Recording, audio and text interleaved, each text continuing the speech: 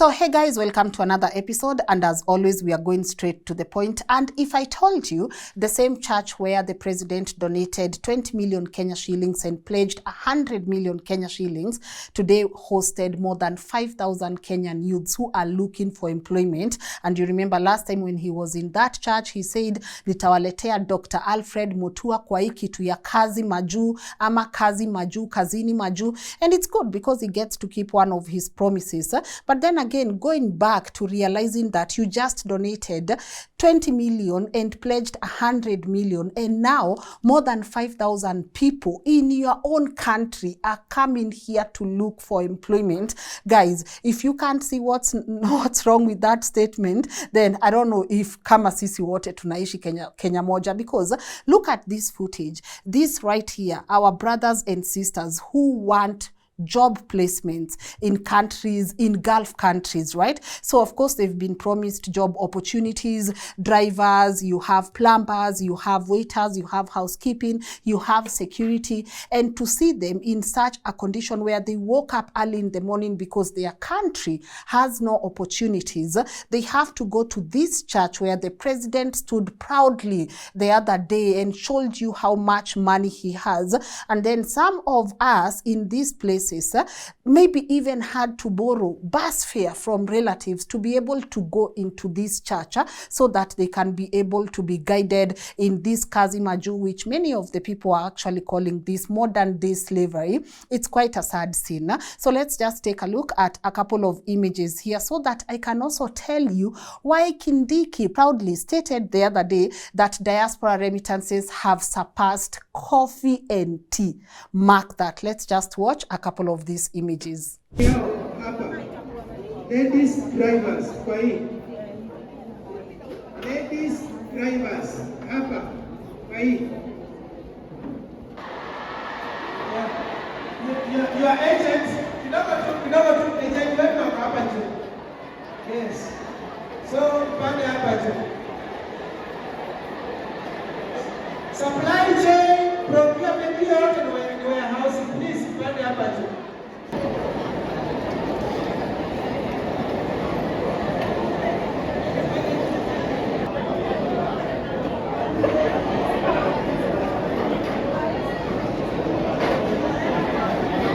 All right, so I believe you just watched that, and I really want to ask you a genuine question, and this one has no judgment. If today someone came and said, you know what, Nancy, Kerry, Atieno, Wanjiko, they are jobs in Gulf, right? And the salary is 30,000. It doesn't matter if you are a graduate. These are just, you know, like jobs that anyone can actually do. If they came and told you there are jobs in Gulf countries and these jobs will definitely pay you 30 to 40,000 Kenya shillings, would you leave or would you stay and take a chance in your own home country? Like honestly, this no judgment at all. If today you had their job opportunities and you can go to Saudi Arabia and earn 40,000 Kenya shillings per month, would you go? Well, if the answer is yes, I don't blame you, because I know a lot of people who would, and some of these people are just the 5,000 plus Kenyans that you just watched there. And what this communicates is that there are no job opportunities in Kenya. So what we are going to do, we are going to sell you this Kazi Maju initiative so that you guys can go and get jobs in diaspora. But what they will not openly tell you is that right now Kenya's economy is at the hands of the people in diaspora, and that's quite a sad statement to make when I say Kenya economy now relies more on exporting its own people than its own goods. We have facts to be able to back that, because the other day when the deputy president said diaspora remittances have surpassed traditional exports like coffee and tea, which actually means right now the country is getting more money from diaspora remittances as compared to our traditional exports, tea and coffee. You remember back then when Kenya was known for its beautiful coffee and tea? Well, let me shock you with a couple of figures here. I'm going to give you 3 years and just compare notes between the diaspora remittances, what we earned in the coffee sector and the tea sector. So in 2022, diaspora people remitted 495 billion Kenya shillings, right? In the same year, the coffee industry made 25 billion. So can you compare 495 billion to 25 billion? And the tea industry made 138 billion. So who wins here? Of course, diaspora, right? Now, 2023. Diaspora people remitted 671 billion Kenya shillings, right? Coffee industry did 32 billion Kenya shillings. Tea did 180 billion Kenya shillings, right? In 2024, because we don't have data for 2025 yet, the diaspora people remitted 640 billion Kenya shillings as compared to coffee, which made 36 billion, and tea 210 billion. At this rate, by the way, we need to put coffee aside, because when you compare 495 billion in 2022 to 25 billion, when you compare the diaspora remittances and the coffee earnings, by the way, it's quite a shocker. Like, it's actually quite a shocker. The diaspora people remitted almost 20 times more than the coffee earnings in our own country.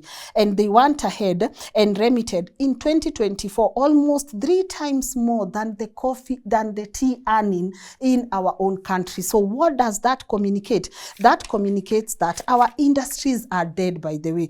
You know, our industry are dead because we have always relied on coffee and tea, and now horticulture and even tourism. I don't want to go there. We are not doing good. And when I tell you there's an agenda, this government knows, by the way, they will not focus on what is happening in their own country.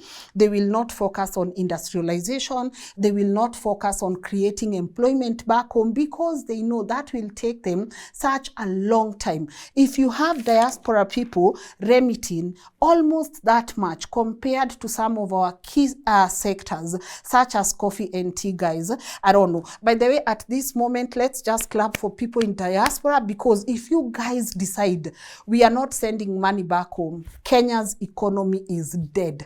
And that's just about it. If people in diaspora decide collectively this year we are not sending anything, not even in a year, just say in a month, all of you in the WhatsApp group get together and say, this month, let's not send anything to our loved ones back at home for projects, for personal use, for whatever use you are remitting the money for. Just decide collectively. This year, we are not going to send any back home and see Kenya's economy die right in front of the world. And when they are concentrating on these Kazi Maju initiatives, they know why they are doing it. And these Kazi Maju initiatives, they come with a lot of hidden costs, right? I know they said they will sponsor for visas, they'll do these passports zitatoka in 2 days. Passports zitatoka in 2 days, like honestly, in the same country where people have had to wait for passports for more than 6 months previously. Now you guys, you are able to do it in 2 days because they need this. They don't know what else to do. And that is why you'll see someone such as our Deputy President Kindiki in Namibia busy taking photos and proudly stating that diaspora remittances have surpassed key industries such as coffee and tea. Guys, tea and coffee used to be our pride. Like, I'm not even kidding you right now. Tea and coffee used to really be our pride. You have people who depend on such sectors, and coffee kwanza keeps declining and declining and declining because there is no support mechanism even to these farmers in a country where, by the way, 70% of Kenya coffee comes from small farms. 70%. At easy 25 billion, 32 billion, 36 billion that we are getting from coffee, this is coming from small farms. But if you see the rules and the lack of support that is given towards a small-scale farmers, oh my God, you will be surprised. You will be surprised. They'll be told you can't do this, you can't maintain your seed sovereignty. If we find you rearing sijui cattle and cats and whatever without a certificate or a license from wherever, the way we intimidate small-scale farmers in our country, the way we don't even give them any support, let me tell you, there is no joy in knowing that Kenya is surviving at the expense of our people in diaspora. Those people go through a lot. Having traveled in different countries outside Kenya and documented shows in diaspora, I can tell you, it's not just a walk in the park. They go through a lot to even be able to send money back home. And now your pride is in continue being in diaspora, Kenyans. This is where we are getting our money from. They will push it, because if you're having such crazy figure from diaspora alone, oh my God, then wafanye nini? That is why they will not care about value addition. That is why I have constantly said that they would rather watch pixies rotting in farms, mangoes rotting in farms, tomatoes rotting in farms. They would rather not even support the processing, the marketing, and the payment plan of these small-scale farmers who are doing coffee. They will rather just intimidate them, because working in diaspora is the easiest way for us to get money right now as a government. If that doesn't scare you, if these people who today woke up in the morning, like these are graduates, and I don't have any issue with, like honestly, me, I don't have any issue with non-skilled jobs, because I've done them and I know anyone can do them. But then why did you take these people to school? You have parents who struggle to take their kids through college, university. You have university graduates there waiting to go and work as dishwashers, as, come on. I said there's a problem in this church. I said there's a problem with this church, and I will say it again, and I will not hold back, because also, are you telling me as a government you don't have a government structure where people would have shown up today and be guided on what to do? You have so many random people coming in. Ni paperwork gani tunafanya leo ya 5,000 people yenye tutafanya leo na tumalize? Like honestly, ni paperwork gani tunamaliza? By the way, going even in Gulf, whether you want to go to Qatar, Dubai, there are so many things involved. There is the interviews, by the way. You gotta be interviewed here by the agency. Maybe the company out there that wants you will also set up a meeting. You have to go through medical, of course, the paperwork, all these things. And I know definitely, leo kama watu labda waliitishwa 1K ya paperwork, ya nini. These things, as a country, what I'm saying is, we shouldn't be able to rejoice, knowing very well our country's economy is at the hands of the people in diaspora. That is actually a sad state of affairs. That is a sad state of affairs. I saw somewhere someone had said, we have this, in diaspora we have 3 million Kenyans, and they are making all this money, right? In the tea industry, we have 1 million Kenyans making 1.5 billion against the $4 billion by the people in diaspora. Horticulture, they are making less $1 billion. Tourism, where we have decided that we are going to market Kenya as a tourist destination and not tell people about the evils that are happening in this whole tourism romance that we guys have inherited as a country, without telling people how poorly those people are paid, what you are doing in the name of these conservancies. If I start talking about conservancies right now, obviously, all of us are going to snap. And I want to encourage everyone to continue talking about conservancies, because look at it this way. Let's go back. My goodness. If Kenya used to be a destination of coffee and tea, people, not a destination, used to be a great exporter of coffee and tea. We used to make a lot of living from coffee and tea alone, right? But you have decided that you are going to lease hundreds and hundreds and hundreds and hundreds of thousands of acres of Kenyan soil to one person in the name of conservancy, where you as a government can be able to run government coffee industries, government tea industries. Why do we have all these conservancies around? Why can't we plant tea and coffee? Why can't the government invest in what used to work for us? And me, I don't even blame anyone who has decided to pluck those coffee and teas from their farms. Because in a country where you are main exporter of coffee, why is it that the value addition has not been done here? Kenyan coffee in its greatest form, I'm going to buy it in Paris, or you are going to buy it in Australia. So expensive. By the way, what you guys get here in mabakisho too, the rawest of it is outside there. But you know what they will do? They will sell it as beans. They will sell it as beans because we are allergic to value addition. We are actually allergic to value addition as a country. So you have a country where just few years back, coffee and tea was the backbone of our economy. And you know, that's why I'm saying start having these conversations on conservancies.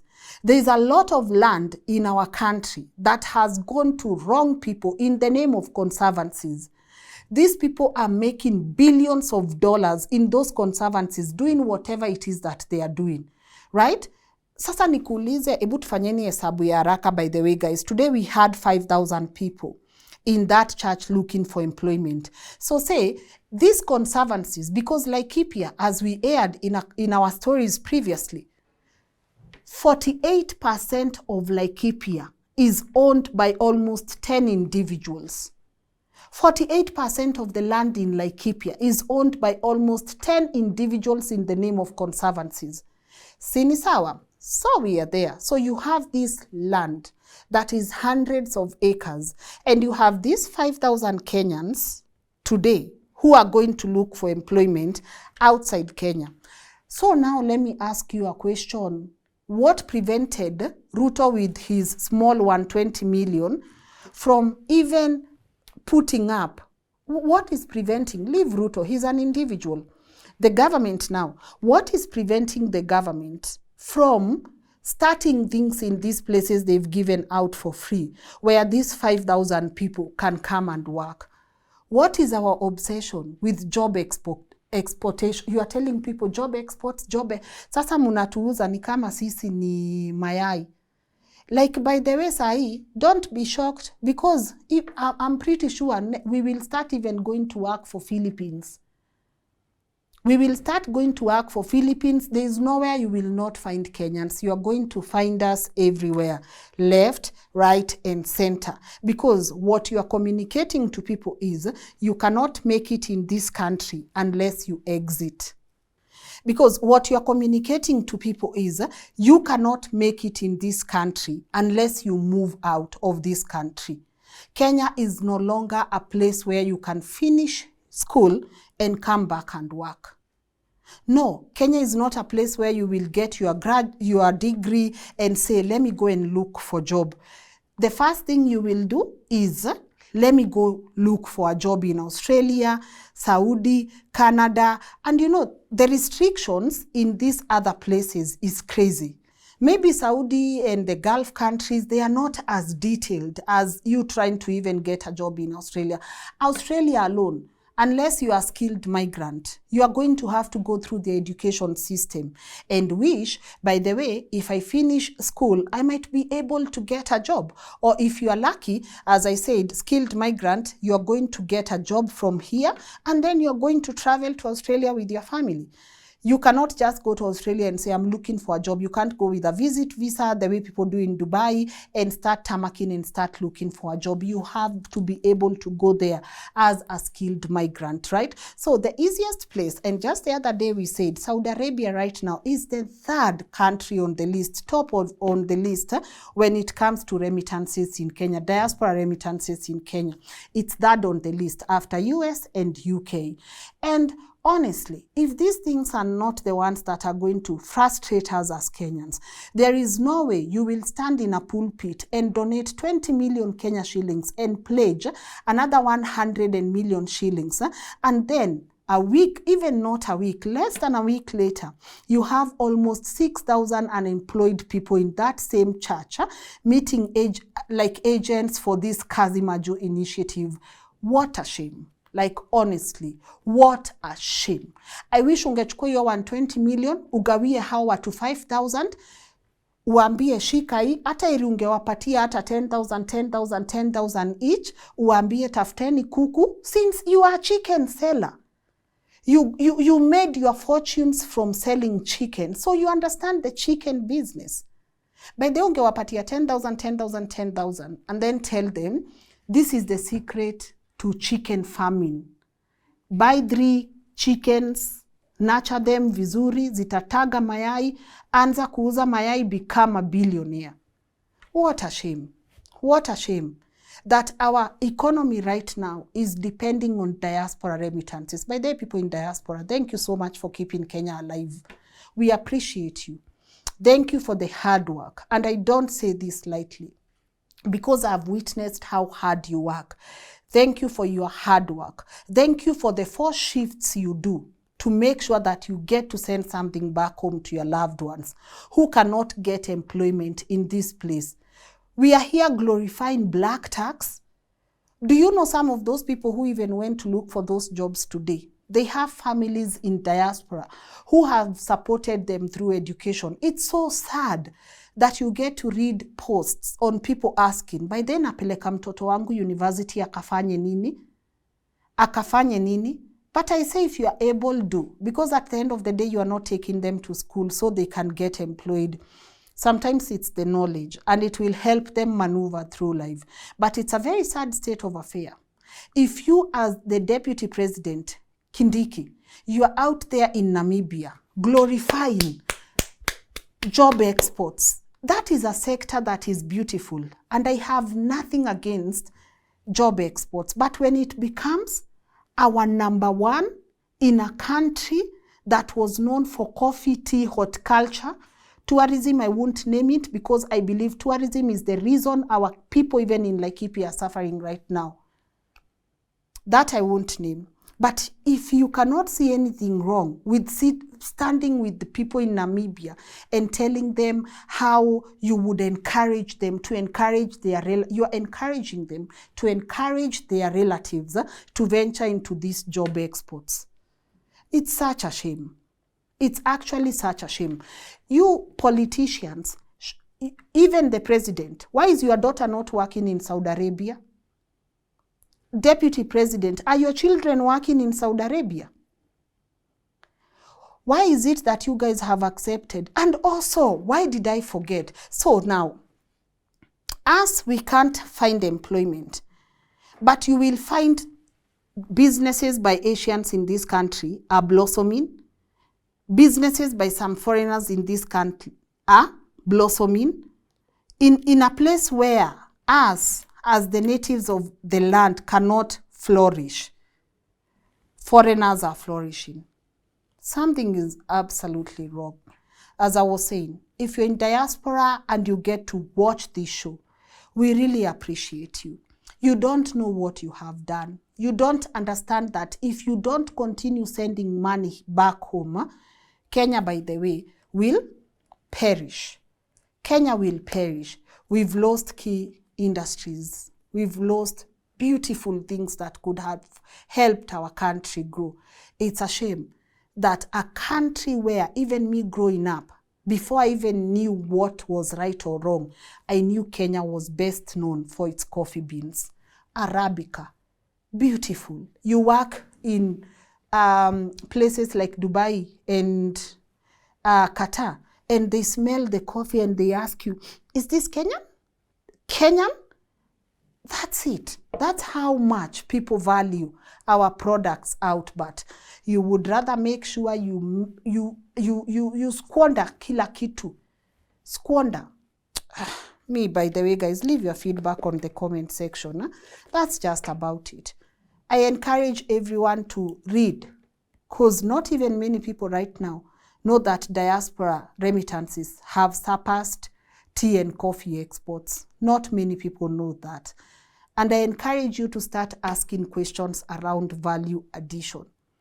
As a country, if we don't start adding value to our products, kalas, these people will continue getting our products in its rawest form, export them, and then they will import them again 10 times the price.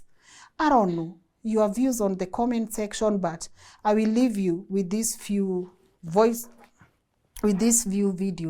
from some of the people that were in that church today and why they are looking into going abroad. See you guys tomorrow. Actually, I am a member of this church, Jesus Zuna Ministry. We came today to register for foreign jobs that might be available in the coming future, and near future. Within the next, according to the information we've been given, in the next 1 month, 2 months, there will be a couple of jobs, vacancies up to 5,000 vacancies are coming. Some are from Korea, some from Canada, some from Dubai, some from Qatar. And so people have gathered here, agents, clients, and parties that will be involved in this whole process. So my expectation is that after I apply for this job, I'm applying for Canada. Hopefully I'll be able to get a job in Canada as a driver. I have my license ready, my documentations are ready. So hopefully the process will go smoothly without any hindrances, and yeah. And how has been the process, job process, been for you here in Kenya? Is it so difficult that you have now to look for alternatives in other countries, abroad? Yes, definitely. Finding a job in Kenya is pretty difficult. It's very difficult, whether as an entrepreneur or as an employed person. It's been difficult ever since I graduated from university. It's been 3 years now, and I have not found any job in the field that I pursued. And yet, even if I find that job here in the field that I pursued, it still doesn't pay as much as it would abroad. Okay. And that's what I'm applying for. And do you think maybe the government could have done something to create jobs here rather than outside? Yes, I think they can do much better. That's a challenge to our president, to our government. This shows how much of an insufficiency as a country we have. We're so insufficient. And so I think the country can do better to try and create more jobs for us as youths, because there's nobody above 30 who's applying here. So I think the president should look at that. But all in all, it's still an opportunity and we will take it. Nimekuja huku Jesus Ministry kutafuta mboka man. Man nimestruggle. Niko na miaka 3 nje tangu nimalize high school. Lazima ukuwe na connection huku nje by the way. Na sasa mimi ni Gen Z. Wezi pe mzazi pressure ati aende apige mtu nini ndo breb ndo upate mboka huku nje, unaona? Kuna hiyo. Message yako kwa gavana gani kwa hii process yote ya kutafuta job na kukosekana kwa job kwa youths in Kenya? Look something creative to give to the Gen Z man. People are idle huku nje. Ukionyesha route ya kupata pesa utamaliza madeni Kenya. Unaona? Government angalia wanyonge, niangalie Gen Z sana millennials. Wengi wetu ndio tunasafa. Manju kuna wenye walizalisha mapema. Lazima struggle na mtoi. Wapata mtu anajitumadi ile pesa unapata man. Hadi eti ina satisfy needs zenye unahitaji kwa nyumba. Unaona? And man nimekam huku kutafuta hiyo chance, nikajaenda and make a difference for myself and for my family and my friends.